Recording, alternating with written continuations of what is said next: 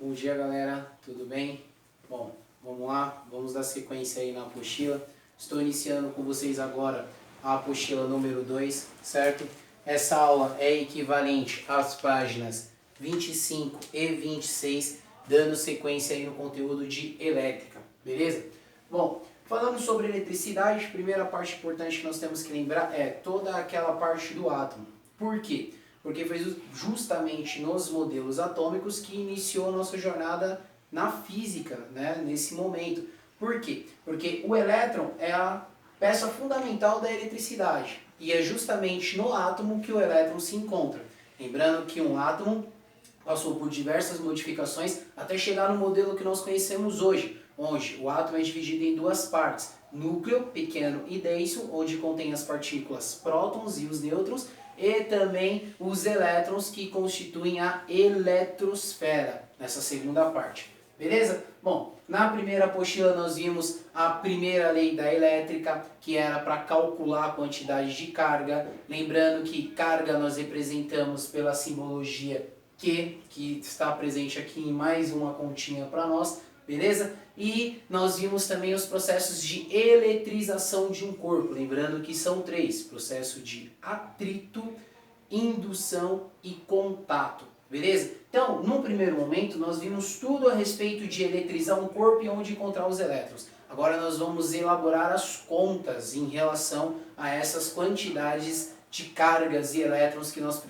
temos, né, presentes em um corpo, podemos dizer assim, beleza? Bom, vale destacar que a eletricidade ela se divide em diversas áreas, mas basicamente o que nós estamos vendo aqui nesse primeiro momento é a parte da eletrostática e a parte da eletrodinâmica, beleza? Qual a diferença entre eletrostática e eletrodinâmica? Muito simples.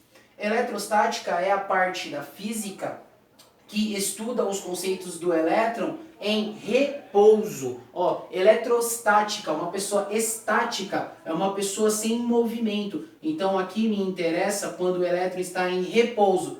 Basicamente é calcular a força elétrica que tem em um corpo, tudo bem? Já quando eu estou falando de eletrodinâmica, eu estou falando de elétron que passa por um movimento. Então tem uma grande diferença entre eletrostática e eletrodinâmica. Ó. Estático, repouso. Dinâmico, movimento. Beleza? Bom, como que eu posso ter um exemplo de um elétron que pode estar em movimento? Corrente elétrica que chega até as nossas tomadas que nós utilizamos aí para determinadas funções. Tudo bem? Nesse primeiro momento, nós vamos ficar aqui ó, com a eletrostática. E num futuro próximo, nós vamos trabalhar bastante a questão da eletrodinâmica. Beleza? Primeira parte da eletrostática é determinar a força elétrica, como eu falei para vocês. Essa força elétrica é muito simples da gente entender. Qual é o conceito fundamental, principal, quando eu estou falando de força elétrica? É a questão de atração e de repulsão, certo? Então, ó, só lembrar um pouquinho aí, voltar algumas aulas. Quando eu tenho corpos em que eles estão carregados com o mesmo sinal, eu sempre tenho um processo de, isso aí, repulsão, certo? Então, ó, negativo com negativo, repulsão. Positivo com positivo, repulsão. Então, sempre que eu tenho corpos com o mesmo sinal, eu tenho um processo de repulsão. Então, eu poderia afirmar que, nesse caso, existe uma força elétrica de repulsão. Tudo bem? Bom, e o que acontece com corpos que entram em contato ou que se aproximam com cargas contrárias, certo? No caso, positivo com negativo. Isso aí, ocorre um processo de atração, certo? Então, sempre que tem um positivo com o negativo, eu tenho um processo de atração. Então, eu posso afirmar que eu teria uma força elétrica de atração. Então, são dois tipos de força elétrica que nós temos. Ou é um processo de repulsão ou é um processo de atração. Bom, mas isso não é novidade, vocês já sabiam. O que nós queremos determinar agora é o valor. Eu quero o valor dessa força de atração ou o valor dessa força de repulsão. Então é justamente para isso que entra em cena a lei de Coulomb.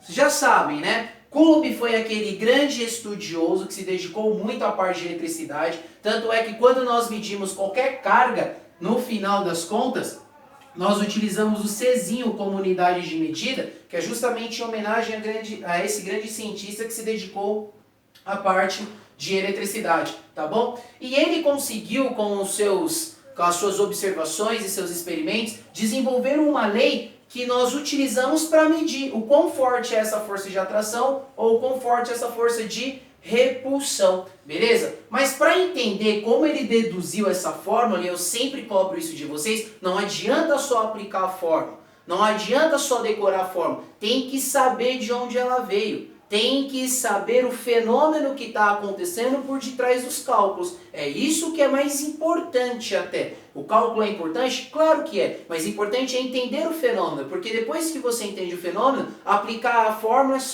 é só lembrar a fórmula e desenvolver o cálculo. Eu quero de vocês que vocês entendam o fenômeno, tá bom?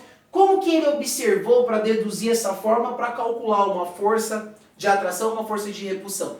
Simples. Primeiro ele pensou, vamos imaginar, em um ímã, certo? Quando você coloca um ímã perto de um metal, ele faz um processo de atração, certo? Só que olha só, se você afastar esse metal desse ímã, colocar ele mais ou menos a uns 2 metros de distância, será que esse ímã seria capaz de fazer um processo de atração sobre aquele metal? Não, né? E se você aumentar mais um pouquinho, e aumentar mais um pouquinho, aumentar mais um pouquinho essa distância, vai ficando cada vez mais difícil de sofrer um processo de atração, não é?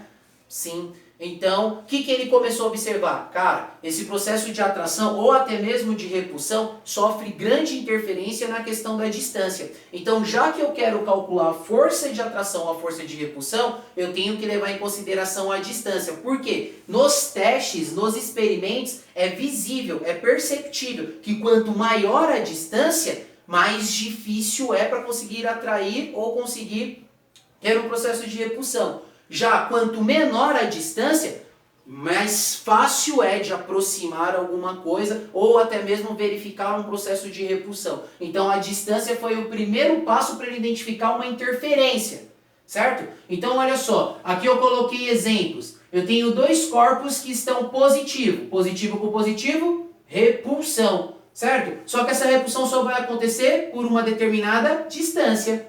Beleza. Um outro exemplo, positivo com negativo, certinho, beleza. Para esses corpos se atraírem, já que eu estou falando de cargas com sinais opostos, eu também dependo da distância, porque se estiver muito longe não vai acontecer esse processo, certo? Então olha só, a distância foi o primeiro passo fundamental que ele observou como interferência. Depois ele também observou o seguinte, ó, existe um negócio que nós vamos representar por K. Esse K é uma constante, nós vamos chamar de constante eletrostática. Opa, faltou aqui, ó. Constante eletrostática. Essa constante eletrostática ela já vem definida, ela é padrão para nós. Mas como eu falei para vocês, não gosto de falar que ela é definida, eu quero que vocês entendam o porquê que isso está acontecendo, tá bom?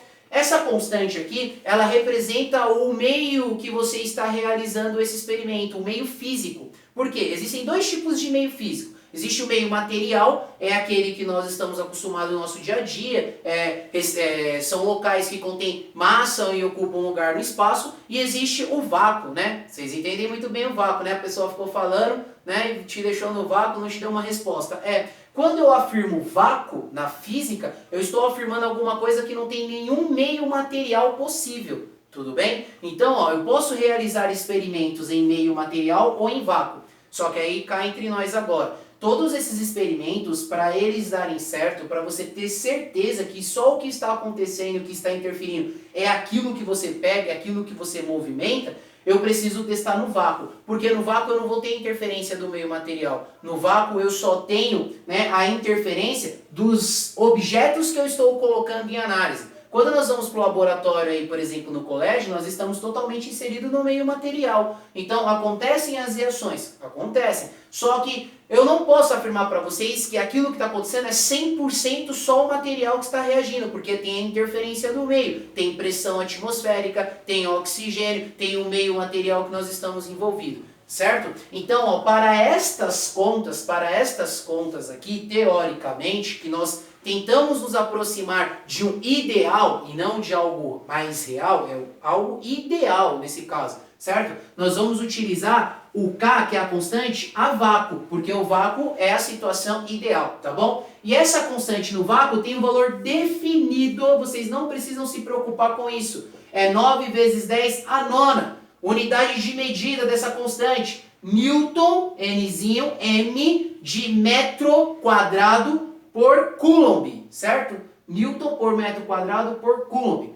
Bom, já te falei quais são as duas principais interferências. É o meio físico onde está sendo realizada, a distância, que eu falei para vocês que vai interferir muito nessa força. E é claro, eu estou trabalhando com dois corpos. Eu tenho que saber se eles possuem o mesmo sinal de carga ou se eles possuem sinais opostos de carga. Então é claro que as cargas também vão interferir.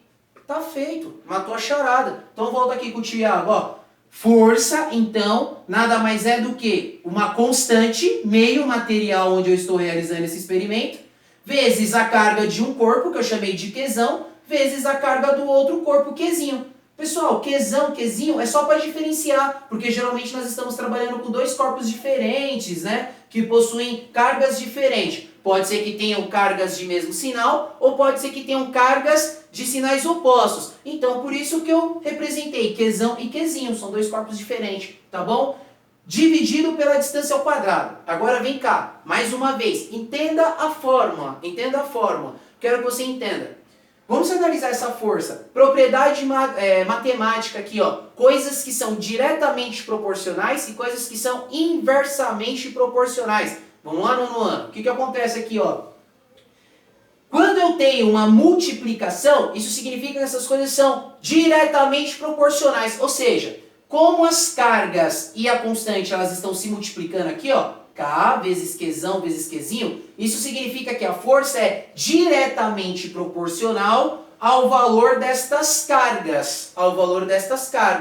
Certo? Porém, ó, a força ela está fazendo um processo de divisão com essa distância. Então a força ela é inversamente proporcional ao quadrado da distância. Entende o que eu estou falando para vocês? Entende? Como eu falei que as cargas são diretamente proporcional, quanto maior são os valores da carga, né, provavelmente maior é a minha força. Porque se eu multiplico valores altos, logo eu tenho uma resposta muito alta. Tudo bem? E para finalizar, nessa questão aqui da distância, quanto maior é a distância, menor é a minha força. Ou seja, a força ela é inversamente proporcional ao quadrado da distância. Ficou claro? Para a gente finalizar essa primeira parte, toma cuidado com as unidades de medida. Por quê? Porque essas carguinhas, elas vêm na unidade Coulomb, né? Mas tem umas escritas, tipo assim, ó, mili, Coulomb, micro Coulomb, nano Coulomb e pico Coulomb, certo? Toda vez que eu me referir a mili Coulomb, é 10 elevado a menos 3. Micro Coulomb é 10 elevado a menos 6. Nano Coulomb, 10 elevado a menos 9. Pico Coulomb, 10 a menos 12. Tipo assim, representa para mim uma carga que vale menos 1,6 microcoulomb. Ah, é microcoulomb? Menos 1,6 microcoulomb é 10 a menos 6, não é? Vezes 10 a menos 6 microcoulomb. Beleza, galerinha? Essa foi a primeira parte. Tenho que finalizar esse vídeo por aqui. Nos vemos em breve.